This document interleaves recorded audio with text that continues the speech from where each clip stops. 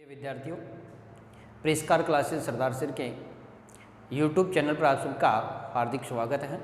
हम लोग मेवाड़ के महाराणा संग्राम सिंह के बारे में चर्चाएं कर रहे थे और मेवाड़ के महाराणा संग्राम सिंह के हमने प्रारंभिक दो युद्ध पढ़े थे, खातौली का युद्ध और बाड़ी धौलपुर का युद्ध। और ये दोनों युद्ध हुए थे इब्राहिम लोदी के साथ और इन दोनों युद्धों में इब्राहिम लोदी पराजित हो गया था और राणा सांगा का साम्राज्य विस्तार और राणा सांगा की इन दोनों युद्धों में विजय हो गई थी। आगामी हम लोग युद्ध पढ़ते हैं और उस युद्ध का नाम था गागरोन झालावाड़। गागरोन झालावाड़ का युद्ध, और गागरोन झालावाड़ का युद्ध लड़ा गया था 1519 ईस्वी। गागरोन झालावाड़ का युद्ध और गागरोन झालावाड़ का युद्ध लड़ा गया था 1519 ईस्वी। इस युद्ध के बारे में जानकारी मिलती है कि यह युद्ध मालवा का शासक था और मालवा के शासक का नाम था महमूद खिलजी सेकंड। मालवा का शासक था महमूद खिलजी सेकंड और इनके सहयोग में आया था गुजरात का शासक। और गुजरात के शासक की बात करें तो गुजरात का शासक था मुजफ्फर शाह। गुजरात का शासक मुजफ्फर शाह और मालवा का शासक महमूद खिलजी, ये दोनों गठबंधन बनाकर मेवाड़ के महाराणा सांगा को पराजित करना चाहते थे। इनकी बात करें तो मालवा के शासक महमूद खिलजी की बात करें तो इनका जो संघर्ष का जो कारण माना जाता है तो एक रियासत थी जिसका नाम था चंदेरी। और चंदेरी की बात करें तो चंदेरी एक हिंदू राज्य था और यह मालवा के अधीन था। और मालवा के अधीन की बात करें तो मालवा का शासक महमूद खिलजी सेकंड था और चंदेरी का सामंत था, उसका नाम था मेदिनी राय चंदेरी। और मेदिनी राय इनका सामंत था और इस मेदिनी राय ने महमूद खिलजी का सहयोग किया था। महमूद खिलजी अपदस्थ हो गया था मालवा से, पुनः इस मेदिनी राय के सहयोग से यह महमूद खिलजी मालवा का शासक बना था। परंतु इनके अन्य जो भी मुस्लिम सामंत थे वो कहते हैं कि इस साम्राज्य का जो सर्वोच्च बन रहा है वो मेदिनी राय बन रहा है और मेदिनी राय और महमूद खिलजी के मध्य फूट डाल दी गई अन्य सामंतों के द्वारा। और फूट डालने के कारण इस महमूद खिलजी ने मेदिनी राय को चंदेरी से अपदस्थ कर दिया, चंदेरी से इन्हें हटा दिया। चंदेरी से हटाने के कारण यह मेवाड़ में आ जाता है और इस समय मेवाड़ का राणा का नाम था राणा सांगा की शरण में आ जाता है। सांगा की शरण में आने के कारण सांगा ने इसे जागीर दी थी गागरोन झालावाड़ की जागीर प्रदान की गई थी मेवाड़ महाराणा सांगा के द्वारा। किसको प्रदान की गई थी? मेदिनी राय को प्रदान की गई थी। और गुजरात के शासक मुजफ्फर शाह की बात करें तो इनके साथ नाराजगी का कारण माना जाता है एक छोटा सा क्षेत्र था जिसका नाम था ईडर, और ईडर पड़ता था गुजरात में। वर्तमान में भी ईडर की बात करें तो ईडर पड़ता है गुजरात में। ईडर का शासक था भीम के मृत्यु होने के बाद उनके दो पुत्र थे। एक पुत्र का नाम था भारमल और दूसरे का नाम था रायमल। भारमल और एक का नाम था रायमल। और इन दोनों के बात करें तो ईडर को लेकर इन दोनों के मध्य विवाद हो जाता है। यह मुजफ्फर शाह यहाँ का शासक बनाना चाहता था भारमल को और राणा सांगा यहाँ का शासक बनाना चाहता था रायमल को। इस प्रकार इन दोनों के मध्य विवाद हो जाता है और अंत समय में राणा सांगा ने रायमल को यहाँ का उत्तराधिकारी नियुक्त कर दिया।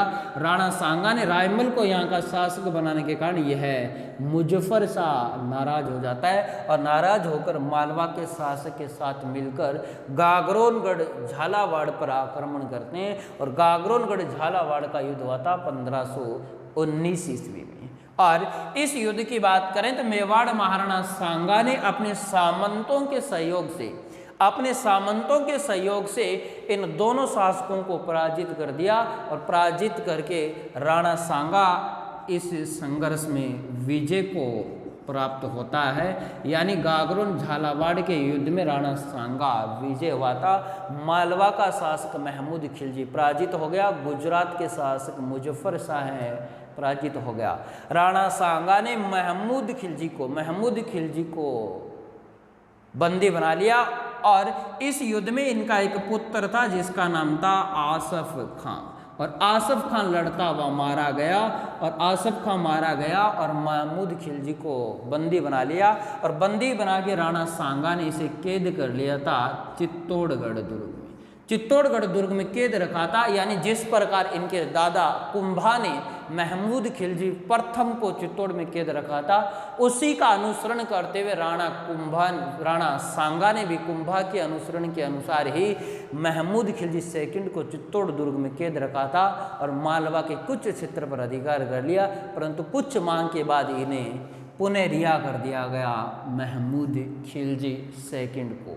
तो इस प्रकार का संघर्ष होता है। उस संघर्ष का नाम था गागरोन झालावाड़ का युद्ध और गागरोन झालावाड़ का युद्ध लड़ा गया था 1519 में और इस युद्ध में विजय हुई थी मेवाड़ महाराणा सांगा की और इसमें पराजित हो गया था मालवा का शासक खिलजी सेकंड। इनके बाद में बात करते हैं आगामी युद्ध की और इसी समय की बात करें तो दिल्ली का शासक था और दिल्ली में एक शासक था, उसका नाम था इब्राहिम लोदी। और इब्राहिम लोदी की बात करें तो इनके विरोध में थे, इनका एक तो चाचा था जिसका नाम था इब्राहिम लोदी के विरोध में एक तो इनका चाचा था जिसका नाम था दौलत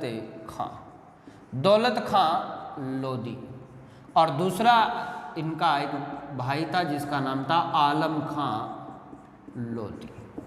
दौलत खां लोदी और आलम खां लोदी नामक दो व्यक्ति नाराज थे दिल्ली के शासक इब्राहिम लोदी से और ये दोनों नाराज हो जाते। नाराज होकर इन्होंने आमंत्रित किया था एक व्यक्ति था जिसका नाम था बाबर को भारत में आक्रमण करने के लिए आमंत्रित किया था। इन्होंने कहा था कि बाबर तुम दिल्ली पर आक्रमण कर देना, हाँ, और हमें दिल्ली दे देना और एक को आगरा दे देना। इस समय की बात करें तो बाबर एक लुटेरा था। भारत में कई बार इन्होंने आक्रमण करके धन को लूटा था। बाबर की बात करें तो इनका जन्म हुआ था 14 फरवरी 1483 ईस्वी में ट्रांस ऑक्सिना नामक फरगना रियासत, वहाँ इनका जन्म हुआ था। इनके पिता की बात करें तो इसके पिता का नाम था मिर्जा उमर शेख और इनकी माता का नाम था खान बेगम या कुतुल निगार बेगम भी इनका नाम बताया जाता है। इस प्रकार बाबर का जन्म हुआ था। और बाबर की बात करें तो बाबर ने भारत पर पहला आक्रमण किया था 1519 में और 1519 की बात करें 1519 से लेकर 1524 तक बाबर ने भारत में लगातार 4 आक्रमण किए थे। और बाबर ने पहला आक्रमण 1519 में किया था। एक दुर्ग पड़ता है बाजोर और भेरा नामक दुर्ग पड़ता है और बाजोर और भेरा नामक दुर्ग है पंजाब में। यहाँ आक्रमण करके बाबर धन लूटकर चला गया था और इस प्रकार इन लोगों ने सोचा कि बाबर यहाँ आक्रमण कर, दिल्ली पर आक्रमण कर और दिल्ली से जितना भी धन प्राप्त होगा उस धन को तू ले जाना, हमें एक को तो यानी आलम खां ने कहा था मेरे को तो आगरा दे देना और दौलत खां ने कहा था मुझे दिल्ली सौंप देना। इस प्रकार की बात करें तो इन दोनों के आमंत्रण पर परंतु मेवाड़ के इतिहास में मेवाड़ के पुरोहितों की डायरी के अनुसार उल्लेख मिलता है कि मेवाड़ के महाराणा, यानी इस समय मेवाड़ के महाराणा था, मेवाड़ के महाराणा का नाम था सांगा, यानी मेवाड़ महाराणा संग्राम सिंह। और मेवाड़ महाराणा संग्राम सिंह ने भी बाबर को भारत में आक्रमण करने का आमंत्रण दिया था, भारत में न्योता दिया था कि तुम भी भारत पर आक्रमण करो, तुम दिल्ली पर आक्रमण करो, मैं आगरा पर आक्रमण करूंगा, दिल्ली का क्षेत्र तुम्हारा विजित होगा तो तुम्हारा होगा और आगरा मेरा आधिपत्य वाला होता। ये सिर्फ जानकारी मिलती है मेवाड़ के पुरोहितों की डायरी में। कुछ इतिहासकार कहते हैं कि मेवाड़ महाराणा सांगा ने अपने सेनापति सिहलदी तंवर को भेजा था बाबर के पास और भारत में आक्रमण करने के लिए बाबर को आमंत्रित किया था। इस प्रकार की जानकारियां भी मिलती है, परंतु किसी प्रमाणित स्रोत के आधार पर अन्य इतिहासकारों ने नहीं किया, सिर्फ मेवाड़ के पुरोहितों की डायरी में इस प्रकार का उल्लेख मिलता है। बाबर की बात करें तो बाबर ने भारत पर पहला संगठित बात करें तो आक्रमण किया था 21 अप्रैल, और 21 अप्रैल 1526 ईस्वी में एक युद्ध होता है और उस युद्ध का नाम था पानीपत का युद्ध, पानीपत का प्रथम युद्ध। और पानीपत के प्रथम युद्ध की बात करें तो पानीपत का प्रथम युद्ध हुआ था 21 अप्रैल 1526 में। 21 अप्रैल 1526 ईस्वी में यह युद्ध हुआ था दिल्ली के शासक, और दिल्ली के शासक का नाम था इब्राहिम लोदी। इब्राहिम लोदी वर्सेज मुगल शासक बाबर के मध्य हुआ था। और बाबर की बात करें तो बाबर ने इस युद्ध में गोला, बारूद और तोपखाना, यानी भारत के इतिहास में सर्वप्रथम तोपखानों की बात करें तो तोपखाना, गोला बारूद का प्रयोग बाबर के द्वारा किया गया था। बाबर ने गोला बारूद और तोपखाने का प्रयोग किया था। पानीपत के प्रथम युद्ध दिल्ली के शासक इब्राहिम लोदी के विरुद्ध किया था और इस युद्ध में इब्राहिम लोदी लड़ता हुआ मारा गया था। दिल्ली सल्तनत का एकमात्र शासक था जो युद्ध में मारा गया था, उसका नाम था इब्राहिम लोदी, और इब्राहिम लोदी मारा गया था पानीपत के प्रथम युद्ध में। और इस युद्ध में विजय होता है बाबर। बाबर विजय होकर दिल्ली पर अधिकार करता है और भारत के इतिहास में बाबर ने भारत के इतिहास में 1526 ईस्वी में एक वंश की नींव डाली थी जिस वंश का नाम था मुगल वंश। और भारत की राजनीति में एक नवीन मोड़ आ गया और भारत में किसी विदेशी मुस्लिम साम्राज्य की नींव डाली थी और भारत में 1526 ईस्वी में मुगल वंश की नींव डाली गई थी। पानीपत के प्रथम युद्ध के बाद भारत में मुगल साम्राज्य की नींव, और मुगल साम्राज्य का जो संस्थापक कहलाता है बाबर कहलाता है। और बाबर ने अधिकार कर लिया दिल्ली और आगरा, यानी इब्राहिम लोदी के साम्राज्य पर अधिकार कर लिया। बाबर ने मेवाड़ महाराणा सांगा से सहायता की थी और मेवाड़ महाराणा सांगा ने इनकी सहायता नहीं की थी। तब इनकी बात करें तो इन्होंने महाराणा सांगा पर विश्वासघात या वचन भंग का आरोप भी लगाया था बाबर ने। और इसी का परिणाम स्वरूप जो आगामी युद्ध पड़ेंगे बयाना भरतपुर का और खानवा का युद्ध माना जाता है। बाबर की बात करें तो बाबर ने हिंदुस्तान में आकर लगातार 4 युद्ध लड़े थे। चारों युद्धों में बाबर को विजय प्राप्त हुई थी। और इस युद्ध के बाद बाबर ने एक युद्ध लड़ा था 17 मार्च 1527 ईस्वी में एक युद्ध लड़ा था और उस युद्ध का नाम था खानवा का युद्ध। और खानवा के युद्ध में बात करें तो मेवाड़ के महाराणा सांगा को पराजित करके विजय को प्राप्त हुआ था बाबर, विजय को प्राप्त हुई, यानी विजय प्राप्त हुई थी बाबर को दूसरे युद्ध में। इनके बाद में बात करें तो बाबर ने तीसरा युद्ध लड़ा था और तीसरा युद्ध लड़ा था बाबर ने 1528 में, जिसका नाम था घाघरा का युद्ध। और ये महमूद लोदी के साथ लड़ा गया था 1528 में। और बाबर ने 1529 में युद्ध लड़ा था, उस युद्ध का नाम था चंदेरी का युद्ध लड़ा था, जो कि मेदिनी राय चंदेरी के साथ लड़ा गया था। 1529 में बाबर ने चंदेरी का युद्ध लड़ा था, 1528 में घाघरा का युद्ध लड़ा था, 1527 में खानवा का युद्ध लड़ा था और 1526 में पानीपत का युद्ध लड़ा था। बाबर लगातार 4 युद्धों का विजेता रहा था और 26 दिसंबर 1530 ईस्वी में बाबर की मृत्यु हो जाती है। इस प्रकार की बात करें तो एक नवीन साम्राज्य की नींव पड़ती है और उस साम्राज्य का नाम था मुगल वंश।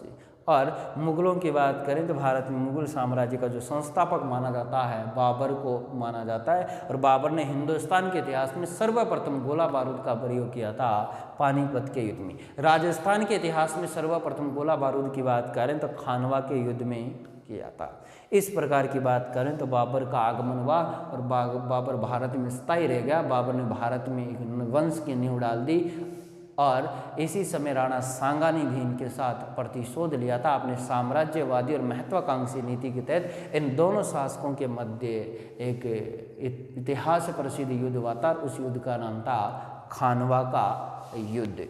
तो यहाँ तक की मित्रों कहानी अगर आपको पसंद आए तो हमारे वीडियो को लाइक करना। इनके बाद में हम अगले युद्ध की बात करें तो अगला युद्ध बाबर के साथ लड़ा गया था, और बाबर के साथ जो युद्ध लड़ा गया था उस युद्ध का कारण माना जाता है बयाना दुर्ग। बयाना दुर्ग की बात करें तो दिल्ली के समीपवर्ती दुर्ग था। उस दिल्ली के समीपवर्ती होने के कारण उस दुर्ग पर बाबर का अधिकार हो गया और बाबर की सेना के साथ राणा सांगा ने मुठभेड़ कर दी, और मुठभेड़ के करने के कारण एक युद्ध हुआ था जिसका नाम था बयाना भरतपुर का युद्ध। और ये युद्ध लड़ा गया था 16 फरवरी 1527 ईस्वी। 16 फरवरी 1527 ईस्वी में एक युद्ध लड़ा गया था जिस युद्ध का नाम था बयाना। और बयाना के युद्ध की बात करें तो युद्ध लड़ा गया था राणा सांगा और बाबर का सेनापति था। राणा सांगा और बाबर का एक सेनापति था जिसका नाम था मेहदी खवाजा। मेहदी खवाजा और राणा सांगा के मध्य जो युद्ध लड़ा गया था उस युद्ध का नाम था बयाना भरतपुर का युद्ध।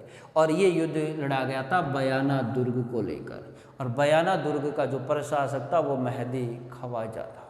और मेहदी खवाजा की बात करें ये बाबर का सेनापति था। बाबर का सेनापति था, बाबर के सेनापति के साथ युद्ध लड़ा गया था। इसी युद्ध में बात करें तो राणा सांगा ने मेहदी खवाजा को मजबूर कर दिया था युद्ध मैदान छोड़ने के लिए, और भागती हुई मुगल सेना का पीछा करते हुए आक्रामक नीति के तहत राणा सांगा ने युद्ध लड़ा था। और इस युद्ध में बात करें तो विजय हुई थी राणा सांगा की। बयाना के युद्ध की बात करें तो बयाना का युद्ध राणा सांगा का अंतिम विजित युद्ध माना जाता है। राणा सांगा का अंतिम जो विजित युद्ध माना जाता है वो अंतिम विजित युद्ध माना जाता है बयाना का युद्ध। और बयाना के युद्ध में मुगल सेना को पराजित कर दिया और मुगल सेना के सेनापति मेहदी खवाजा को भी पराजित कर दिया। और ये युद्ध राणा सांगा ने आक्रामक नीति से विजित किया था। मुगल सेना को खदेड़कर और पीछे आक्रामक नीति के तहत विजय किया गया था, और इस युद्ध में राणा सांगा की विजय होगी। और राणा सांगा का अंतिम जो विजित युद्ध माना जाता है और वो युद्ध माना जाता है बयाना का युद्ध। और इनके बाद में बात करें तो साम्राज्य विस्तार नीति के तहत धर्म को लेकर, साम्राज्य विस्तार को लेकर साम्राज्य को विवाद बनाकर एक युद्ध लड़ा गया था इतिहास में। उस युद्ध का नाम था खानवा का युद्ध। तो खानवा का युद्ध आप लोग अगले एपिसोड का इंतज़ार कीजिएगा। नमस्कार प्रिय विद्यार्थियों, धन्यवाद विद्यार्थियों। हमारे चैनल को लाइक शेयर और सब्सक्राइब करना। तो जय हिंद, जय